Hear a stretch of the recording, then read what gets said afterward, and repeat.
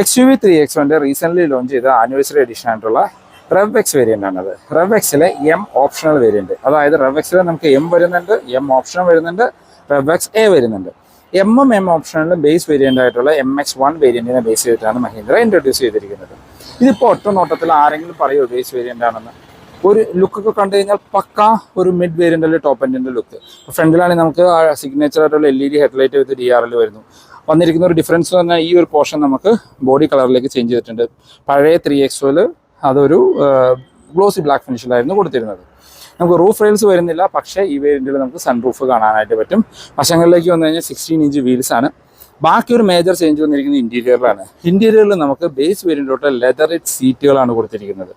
അതും seat height adjust ചെയ്യാനുള്ള option വരുന്നുണ്ട്. ബാക്കിലെ സീറ്റുകൾ നോക്കുകയാണെങ്കിൽ ബാക്കിൽ നമുക്ക് ലെതർ സീറ്റുകൾ കൊടുത്തിരിക്കുന്നു. സെൻറ്റർ ആംറെസ്റ്റ് വരുന്നുണ്ട്. കപ്പ് ഹോൾഡർ, ബാക്കിലേക്ക് AC വെൻസ് കൊടുത്തിരിക്കുന്നു. 2 ചാർജിങ് പോർട്ടുകളും ഉൾപ്പെടുത്തിയിട്ടുണ്ട്. അപ്പോൾ 11,12,000 രൂപയാണ് ഈ വാഹനത്തിന് ഓൺ റോഡ് പ്രൈസ് വരുന്നത്. ആ ഒരു പ്രൈസിന് ഇത് പക്ക വാല്യൂ ഫോർ മണി ആയിട്ടുള്ള ഒരു കാറാണ്. ഇതിൻ്റെ detailed review video with updated on road price ചാനലിൽ അപ്ലോഡ് ചെയ്തിട്ടുണ്ട്. ഫോർ മോർ ഇൻഫോ ഞാൻ ഡിസ്ക്രിപ്ഷനിൽ നമ്പർ കൊടുക്കാം, നിങ്ങൾക്ക് അവരെ കോൺടാക്ട് ചെയ്യാം. താങ്ക്